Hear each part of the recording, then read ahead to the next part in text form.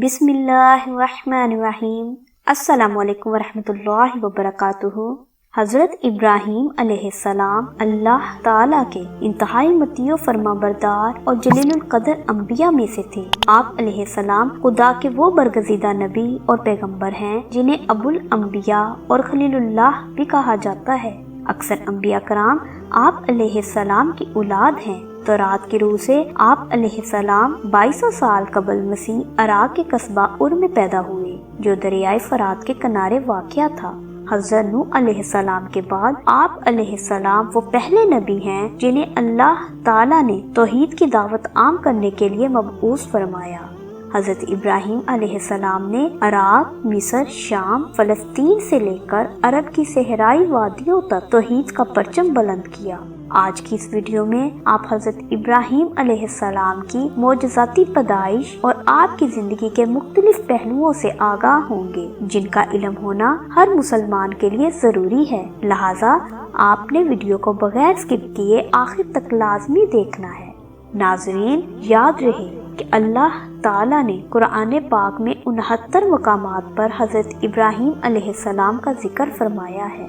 हज़रत इब्राहीम अलैहिस्सलाम की वलादत नमरूद के ज़माना में हुई। तारीख में 4 ऐसे बादशाह गुजरे हैं जिनकी हुकूमत और बादशाही पूरी दुनिया पर थी, जिनमें से 2 मुसलमान बादशाह और 2 काफिर थे। नमरूद उनमें से एक काफिर हुक्मरान था। नमरूद इब्ने कनान बड़ा जाबिर और फासिक बादशाह था। तारीख में है कि सबसे पहले उसी ने ताज सर पर रखा, और मुफस्सिरीन ने ये भी लिखा है इस नमरूद ने 400 साल हुकूमत की है। ये बादशाह लोगों से अपनी इबादत कराता था। काहिन और नजूमी कसरत से उसके दरबार में हाजिर रहते थे। एक रात नमरूद ने बहुत अजीबो गरीब ख्वाब देखा। वो क्या देखता है कि एक बहुत बड़ा खूबसूरत सितारा तुलू हुआ है जो बहुत रोशन है, जिसकी रोशनी के सामने आफताब व महताब बिल्कुल बेनूर हो गए। उससे वो खौफ ज़दा हुआ और नजूमियों से ताबीर दरियाफ्त की, तो उन्होंने कहा, इस साल तेरी हुकूमत में ऐसा फर्जंद पैदा होगा जो तेरे ज़वाले मुल्क का बाइस होगा, और तेरे मानने और पूजने वाले उसके हाथ से हलाक होंगे। ये खबर सुनकर वो बहुत परेशान हुआ और काहिनों के मशवरे पर उस नमरूद ने हुक्म दिया कि जो बच्चा पैदा हो इसे फौरी कत्ल कर दिया जाए और मर्दों को औरतों से जुदा और अलहदा रखा जाए, ताकि इस साल कोई हमल न ठहरे और ना ही कोई औरत बच्चे को जन्म दे सके। इस अमर की निगरानी के लिए एक महकमा कायम कर दिया गया और बादशाह के हुक्म पर अमल दरामद शुरू कर दिया गया, और इस तरह बाबल की सरजमीन नौज़ायदा बच्चों के खून से सुर्ख और आलूदा हो गई।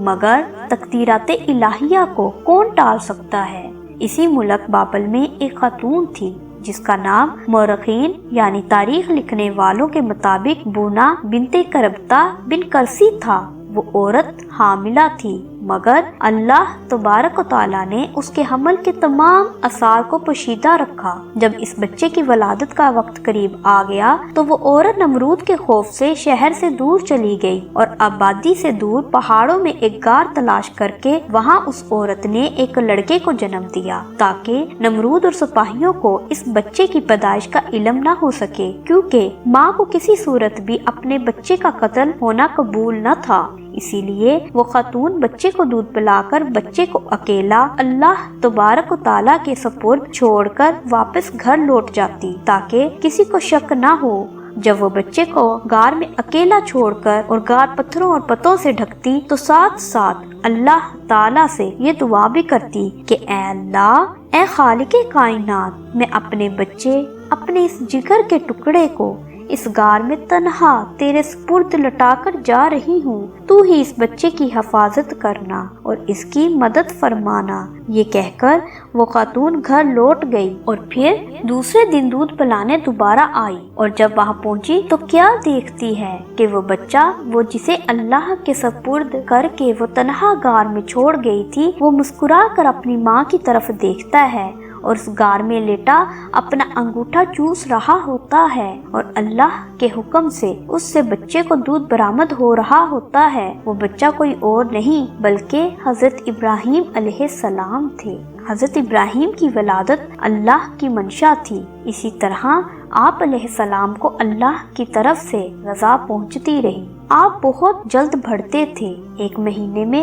اتنا جتنے دوسرے بچے 1 سال میں۔ آپ علیہ السلام اس غار میں کتنا عرصہ رہے، اس میں اختلافات ہیں۔ بعض کے نزدیک آپ 7 برس رہے اور بعض کے قریب 13 اور بعض کے مطابق 17 برس تک اس غار میں مقیم رہے۔ اس دوران آپ کی والدہ روز آتی، آپ علیہ السلام کا خیال رکھتی، آپ کو کھلاتی پلاتی اور پھر اللہ کے سپرد کر کے غار میں چھوڑ کر واپس چلی جاتی۔ آپ کی والدہ آپ کو گزرے ہوئے انبیاء کے قصے سناتی اور آپ کو دین کی باتیں بتاتی، مگر آپ کی والدہ کو کیا معلوم تھا کہ جس بچے کی تعلیم و تربیت میں وہ خود لگی ہوئی ہے وہ تو خود ہی اللہ کے ایک پیغمبر ہیں۔ ناظرین، یاد رہے کہ اللہ تعالیٰ نے حضرت ابراہیم علیہ السلام کو بچپن ہی سے صراط مستقیم پر رکھا تھا اور اپنا رسول مقرر کر لیا تھا۔ ارشاد باری تعالیٰ ہے، اور ہم نے ابراہیم علیہ السلام کو پہلے ہی سے ہدایت دی تھی اور ہم ان کے حال سے واقف تھے۔ اس کے بعد آپ علیہ السلام کے والدین آپ کو غار سے واپس اپنے گھر لے آئے۔ حضرت ابراہیم علیہ السلام کے آباء و اجداد عرب سے ہجرت کر کے بابل میں آباد ہو گئے تھے۔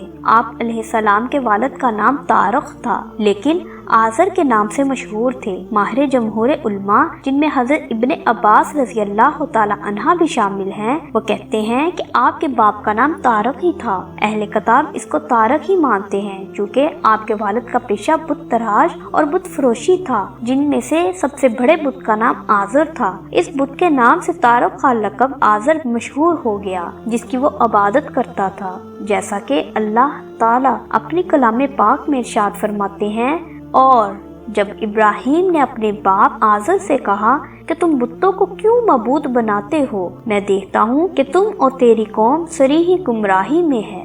غار سے واپس لوٹنے کے بعد جب حضرت ابراہیم علیہ السلام نے اپنے والد کو بت تراشتے اور ان کو پوجتے دیکھا تو ان سے پوچھا، یہ کیا ہے؟ والد نے جواب دیا، یہ ہمارے خدا ہیں۔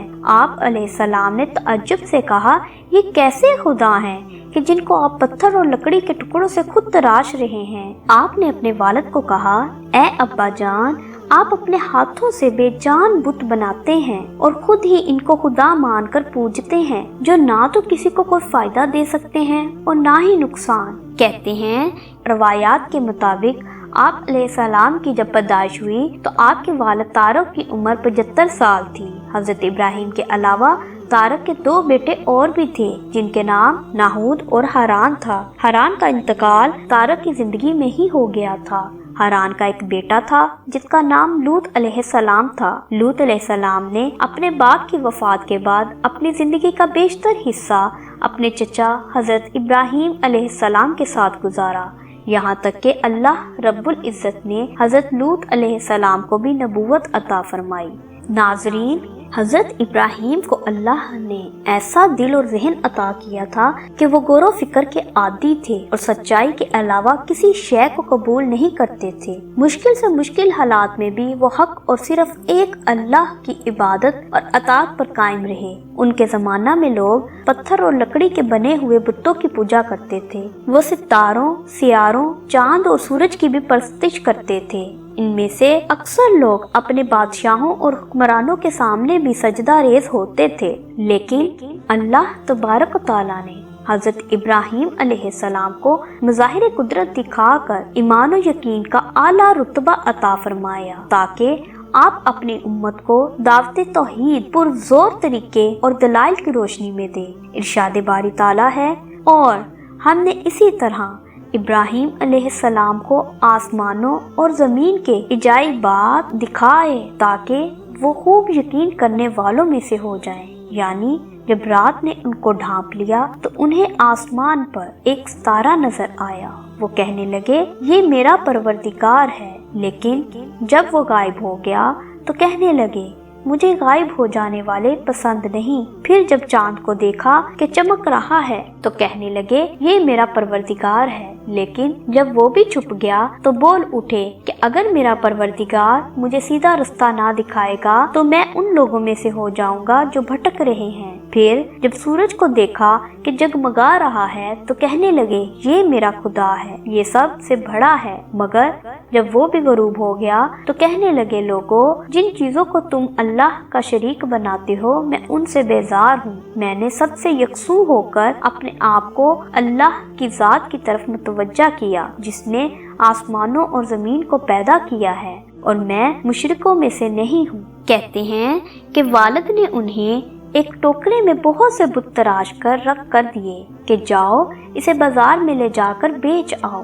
باپ کے حکم کی تعمیل کرتے ہوئے آپ بتوں سے بھرا ٹوکرا لے کر بازار پہنچ گئے۔ آپ بتوں کے گلے میں رسی باندھ کر انہیں گھسیٹتے ہوئے شہر پہنچے، جس سے وہ بت مٹی اور کیچڑ سے آلودہ ہو گئے، اور پھر آواز لگانے لگے کہ اے لوگو، آؤ مجھ سے یہ بت خرید لو جو بے جان ہے، کسی بھی نفع و نقصان کے قابل نہیں ہے، آؤ اور تم انہیں خرید لو۔ بتوں کے ساتھ آپ علیہ السلام کا یہ سلوک بت پرستوں کے لیے بہت ہی توہین کی بات تھی۔ لوگوں نے آپ کے والد سے شکایت کی، جس پر آپ کے والد نے دوبارہ آپ کو بت فروشی کے لیے شہر نہیں بھیجا اور آپ کو بہت سمجھایا کہ آپ ہمارے بتوں کی توہین اور بے حرمتی کرنا چھوڑ دیں، جس پر آپ نے اپنے والد کو کہا، اے ابا جان، آپ اپنے ہاتھوں سے بے جان بت بناتے ہیں اور خود ہی ان کو خدا مان کر پوجتے ہیں، جو نہ تو کسی کو کوئی فائدہ دے سکتے ہیں اور نہ ہی نقصان۔ جسے سن کر آپ کے والد نے چونک کر کہا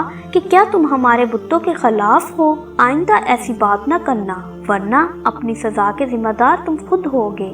مگر حضرت ابراہیم علیہ السلام توحید سے باز نہ آئے، بلکہ مسلسل لوگوں کو توحید اور ایک خدا کی طرف بلاتے رہے اور بتوں کی پوجا سے روکتے رہے، جیسے کہ قرآن پاک میں ہے کہ اور رات اور دن اور سورج اور چاند اس کی نشانیوں میں سے ہے۔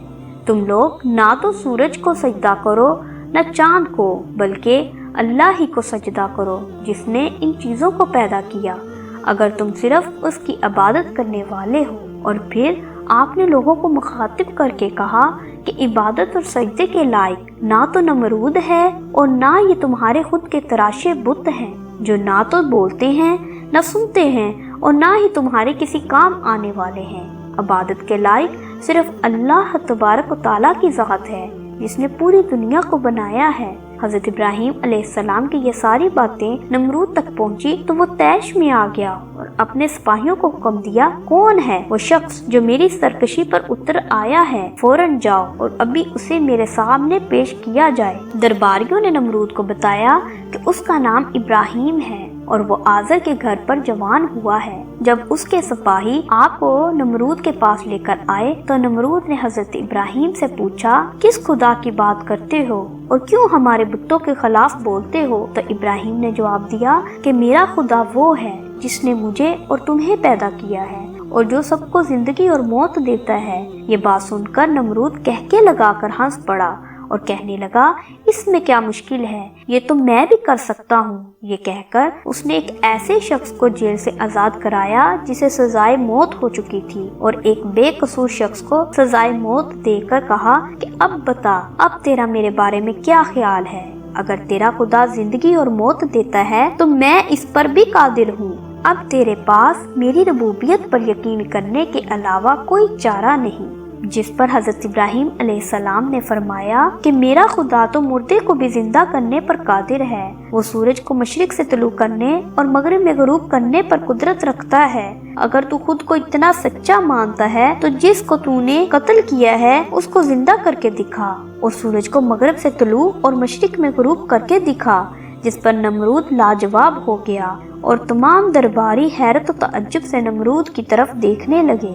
اس وقت حضرت ابراہیم علیہ السلام کی والدہ نے کہا، اے بادشاہ سلامت، مجھے حکم دے کہ میں ابراہیم کو اپنے ساتھ لے جاؤں، کیونکہ یہ اس وقت ناسمجھ ہیں۔ نمرود نے حضرت ابراہیم علیہ السلام کو ان کے والدین کے حوالے اس ضمانت پر لٹایا کہ وہ آئندہ ان کے خلاف اور ان کے بتوں کے خلاف نہیں بولیں گے، ورنہ وہ انہیں آگ میں پھینک دیں گے۔ جس پر آپ کے والد نے یقین دلایا اور آپ کو لے کر گھر آ گئے۔